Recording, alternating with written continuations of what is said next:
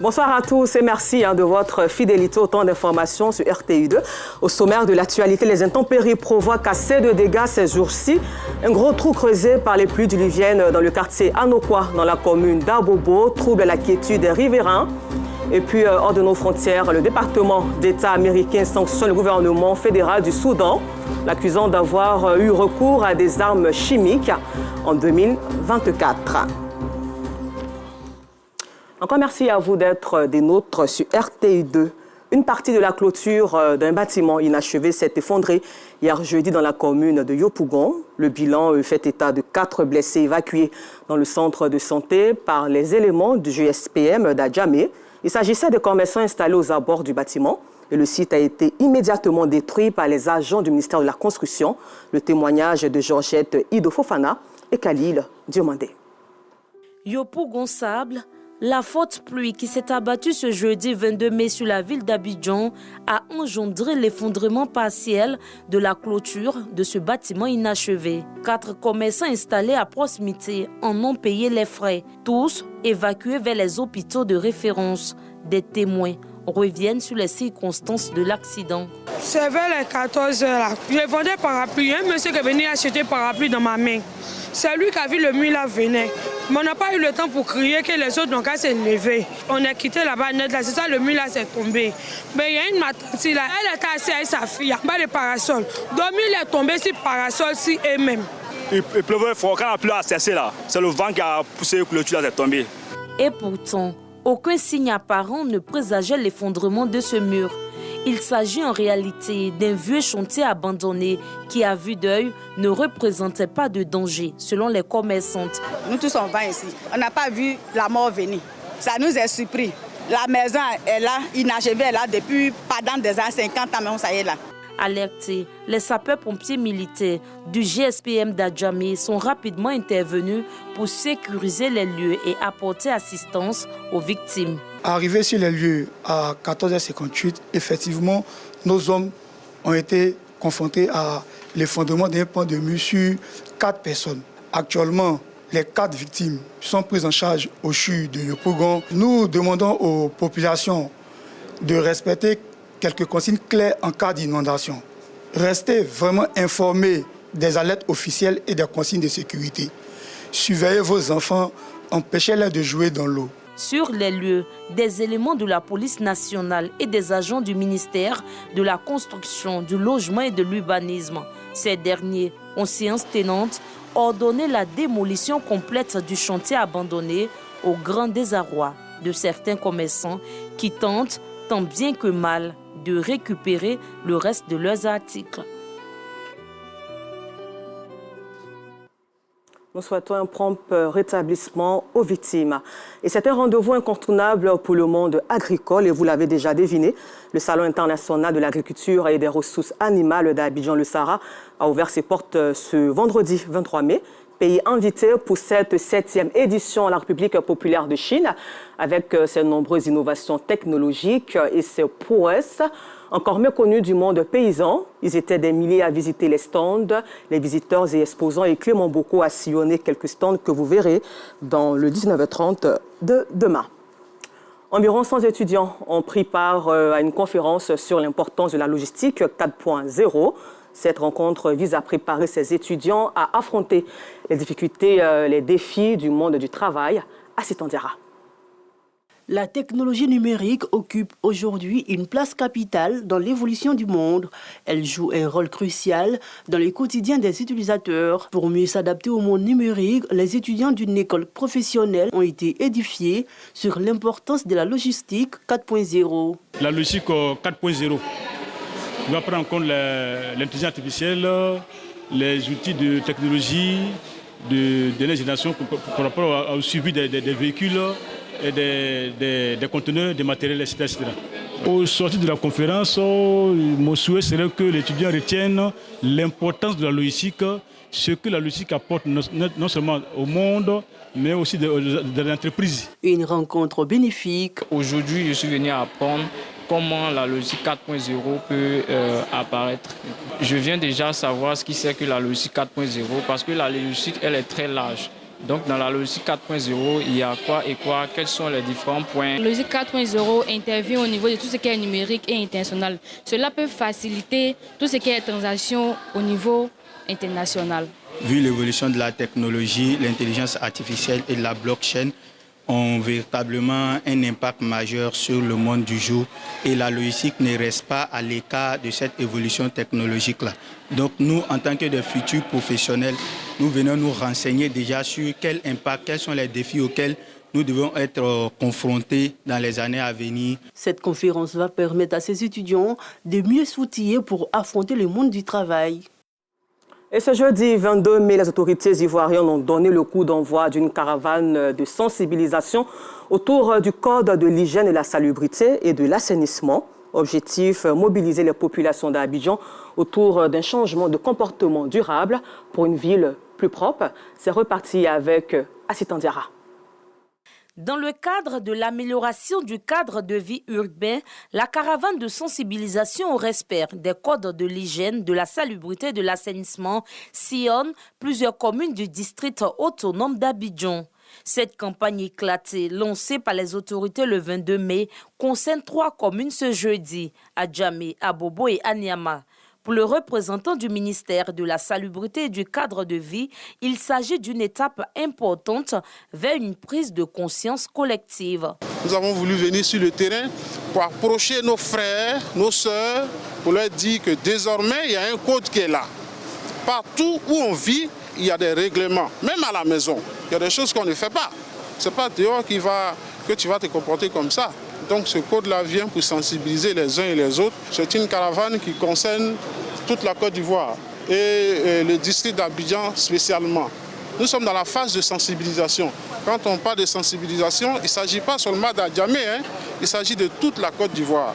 Dans la commune d'Adjamé, la mairie soutient activement l'initiative. Nous disons infiniment et grandement merci au chef de l'État d'avoir permis que ce code de la salubrité soit une loi de la République. Sur le marché forum d'Adjamé, le message est bien perçu par les commerçants. Nous, qui vendons sur la route, là, quand les gens viennent mettre une poubelle, ils vont dire que nous, on n'a pas de magasin. Souvent, ils viennent ici, ils s'en vont. Si on fait discours aussi, ils nous incitent et puis ils s'en vont. C'est très bon. On vous souhaite bon vent dedans, c'est très bon. L'initiative, là, elle est bienvenue même. Cap sur la commune d'Abobo, où la même dynamique est appliquée. Ici aussi, les habitants et autorités parlent d'une même voix et saluent la portée de cette campagne. C'est tout à fait normal d'organiser une caravane comme ça pour sensibiliser la population aux côtés de la salubrité et puis la propriété. Il faut que la ville soit propre, le pays soit propre. Ça, c'est comme ça, c'est pour la santé pour nous tous. Je voudrais donc saluer l'arrivée de cette caravane dans la commune d'Abobo pour parler du code, des nouveaux codes sur l'hygiène et la salubrité. Au-delà de la sensibilisation, cette action s'inscrit dans une logique de développement durable. Elle appelle à une véritable prise de conscience pour que chacun adopte des comportements responsables en matière d'hygiène et de gestion des déchets.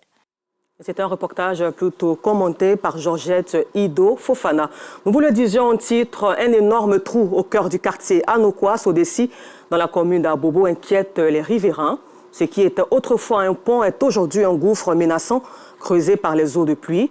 Entre insécurité, perturbation de la circulation et peur grandissante, les habitants tirent la sonnette d'alarme. Cécilia Bassolé, Sidiki Ouattara et Assitan Diarra. Ils vivent avec la peur au ventre à Anoukwa, dans les quartiers Sodessi situés dans la commune d'Abobo. Un ancien pont s'est transformé en un gigantesque trou, mettant en danger la vie des riverains. Circulation perturbée, commerce impacté, enfants exposés.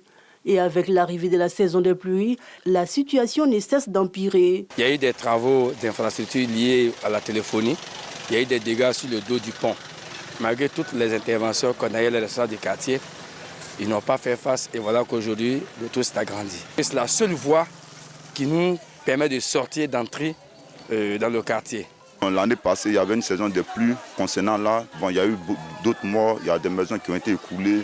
Grâce à ce trou passé, ça a commencé depuis en bas là-bas, ça a commencé de là. Donc au fur et à mesure, ça continue à venir ici. Quand vous rentrez, où il y a les garages, il n'y a plus de voie. Là, c'est très dangereux, madame. Et si ça touche là-bas, quand ça va venir, ça va toucher nous, notre maison. Et comment on va faire? C'est ici maman venait même. Et il y a une nuit là, quand il pleuvait, maintenant on a vu la pluie est partie à table. On a peur que les enfants ils vont tomber dans le trou. Bon là, c'est cassé jusqu'en bas. Il y a la voiture même qui passe dessus, ça reste un peu, ça descend. C'est ça, il commençait à passer de l'autre côté là. Au-delà du risque d'éboulement, cette voie en mauvais état complique sérieusement la circulation. Quand tu prends un taxi, d'abord s'il connaît ce quartier, si c'est 2 000 par le passé, il va te parler de 4 000, de 5 000. Tu veux ou tu ne veux pas, c'est ton problème. Ça fait que nos mamans ici, nos femmes qui vont au marché, qui font le commerce ici, elles font les articles très chers. Quand mon client m'a arrêté de venir ici, vraiment il y a eu du mal à venir. Il m'a demandé pardon de venir. Ah, la voie n'est pas bonne, on ne peut pas venir ici. Pourquoi venir ici? Ça garde nos véhicules. Le pont, devenu un piège à ciel ouvert, nécessite une intervention urgente des autorités. Bon, vraiment, si on peut nous aider à régler ce problème-là, nous serons très heureux. On est fatigué de tout ça. On veut que l'État de Côte d'Ivoire nous aide par rapport à ça. Parce qu'on n'a pas de route ici. Demandons pardon aux autorités compétentes pour faire quelque chose pour nous. Sinon, quand nous allons rentrer dans la grande saison de pluie, nous sommes en mer. Juin, juillet, ça sera une catastrophe ici. La saison des pluies vient de commencer. Mieux vaut prévenir que guérir. Et en cette saison des pluies, personne ne veut être trempé. Pour pallier ces difficultés, le parapluie devient plus que nécessaire. Une période au cours de laquelle certains opportunistes viennent s'ajouter aux vendeurs habituels de parapluies qui, pour eux, c'est une période de vache grasse. Notre équipe de reportage s'est donc rendue à Djamé pour faire le constat. Théodore Zouzou, Gitonia. Beau temps cet après-midi à Djamé Mosquée. Les piétons prennent plaisir à se promener ou à vaquer à leur occupation. Ce beau temps est éphémère. La saison des pluies est bien là. Et les vendeurs en gros de parapluies sont sollicités. Les revendeurs se bousculent presque pour s'en approprier. Parmi eux, l'or venu des 220 logements. Actuellement, ils vont manquer. Comme c'est dans le temps de pluie là. Manque là, ça ne sort pas trop d'eau. Je suis venu payer parapluie pour aller vendre. Tout comme elle, la vente de parapluies est pour cet autre acheteur une occasion de faire de bonnes affaires. C'est une période propice où les parapluies sortent, on vend beaucoup et puis ça nous rapporte aussi. Si un parapluie, on peut avoir 500, 700, ça dépend. Ça dépend des formats. Les demi-grossistes sont les plus heureux. Depuis matin, c'est maintenant qu'on a eu le temps même de s'asseoir. Il y avait beaucoup de monde. Depuis 3 jours. Comme vous le remarquez, le patron a plus renforcé les articles des parapluies pour pouvoir servir les clients. Ça marche. Nous, on a des personnes où on prend en gros avec eux, par carton. Maintenant, les dames, la demi-grossistes, là, elles viennent et puis maintenant, elles ménagent les modèles. Puis maintenant, elles puissent aller vendre maintenant en détail. On fait beaucoup de commandes. Maintenant, quand il pleut fort, ça sort beaucoup. Mais quand il ne pleut pas trop fort, ça reste. Souvent, mais ça reste. Nous jouons en gaz pour l'année prochaine. C'est un commerce qui peut nourrir son homme, mais ce n'est pas période. Pour cet usager venu s'en procurer, c'est une nécessité. Il est très important pour avoir un parapluie. Avec le parapluie, je peux protéger mes papiers, mes documents et mon téléphone surtout. Donc il est très important d'avoir un parapluie. Bien qu'il ne pleuve pas ce jour, plusieurs personnes tiennent en main leur parapluie ou en portent sur la tête. Prévision oblige. En fait, c'est à cause des intempéries que je suis sortie avec le parapluie. Parce que tantôt le soleil, tantôt il y a la pluie. Il me protège contre les rayons du soleil et puis il me protège contre la pluie. Je ne veux pas que mes habits soient mouillés et puis j'ai des effets. J'aimerais ça à Adja Salé. Parce qu'on ne gagne pas ça là-bas. Donc on vient chercher ça ici un peu pour partir vendre, pour gagner aussi un peu dedans. Le parapluie est pour certains plus que nécessaire en cette saison pluvieuse et une période de vache grasse pour les vendeurs. Hors de la Côte d'Ivoire, le département d'État américain a annoncé ce jeudi 22 mai l'entrée en vigueur des sanctions contre le gouvernement fédéral du Soudan, l'accusant d'avoir eu recours à des armes chimiques en 2024. Cela dans le conflit sanglant qui oppose l'armée régulière dirigée par le général Abdel Al-Fattah al-Burhan aux paramilitaires des forces de soutien rapide menées par le général Mohamed Hamdan Daglo. Retour ici en Côte d'Ivoire, nous sommes sur notre plateau en compagnie de M. Yamoussa Koulibaly, vice-président de la Chambre des promotions immobilières en Côte d'Ivoire, pour parler du boom des promotions immobilières entre espoir d'accès au logement et réalité du marché ou du terrain. Bonsoir, M. Koulibaly. Bonsoir, madame. Encore merci à vous d'avoir accepté notre invitation. Alors, M. Koulibaly, le constat est clair. Hein. Le marché immobilier est en plein essor en Côte d'Ivoire, notamment à Abidjan. À quoi attribuez-vous donc ce boom? D'accord. Merci, madame. Je vous en prie. Je voulais dire que la Chambre nationale des promoteurs constructeurs agréés de Côte d'Ivoire est une institution qui regroupe la plupart des promoteurs agréés voilà, par l'État de Côte d'Ivoire. Et donc, pour revenir à votre question, le boom s'explique aisément. D'abord, il y a la dynamique économique qui se met en place, la croissance économique de la Côte d'Ivoire depuis plus d'une dizaine d'années, autour de 7%. Il y a une prise de conscience de nos concitoyens qui sont amenés à sécuriser leurs familles à travers des biens fonciers immobiliers. Il y a également cette prise de conscience qui va au-delà de la sécurisation des familles, qui est l'investissement immobilier. Voilà, parce que le domaine immobilier est un domaine porteur. Tout cela renforce aujourd'hui le fait que la population galopante, voilà, au niveau surtout d'Abidjan. Déjà en 2014, nous étions à 4 300 000. En 2024, nous étions à 5 600 000. Voilà, soit un peu plus de 1 600 300 000. Voilà, une augmentation autour de 1,5 million. Bon, aujourd'hui, nous sommes sensiblement autour de 2 millions. Donc, toute cette augmentation fait qu'il y a un besoin évident de logement. Et donc, nous mettons en branle, que ce soit les promoteurs, que ce soit les acquéreurs, que ce soit les familles, vraiment pour acquérir des biens immobiliers. Alors, on retient, on retient la population grandissante et la prise de conscience des citoyens. Alors, ce dynamisme immobilier suscite aussi beaucoup d'espoir chez les classes moyennes. Alors, peut-on dire aujourd'hui, vous êtes là, on a l'occasion de poser la question, peut-on dire aujourd'hui que l'offre est réellement accessible à cette frange de la population, les classes moyennes? Il faut dire que l'offre, la situation est mitigée. Parce que vous savez que notre domaine est soumis aux 3 F. Voilà, la problématique des 3 F qui est le foncier, le financement, la fiscalité. Et ces 3 aspects plombent forcément les prix. De sorte que les promoteurs immobiliers qui n'ont pas forcément l'appui des institutions bancaires sont obligés d'opter pour les ventes directes, pour la plupart, ce qui n'est pas à la portée de la plupart de nos concitoyens, même les travailleurs.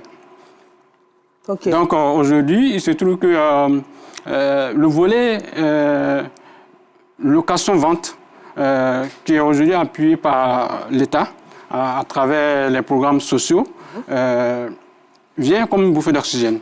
Et donc, nous faisons des efforts à travers, aujourd'hui, avec la Chambre et les institutions en place pour jouer sur les coûts, voilà, afin de permettre à la plupart des populations d'avoir accès au logement et au foncier.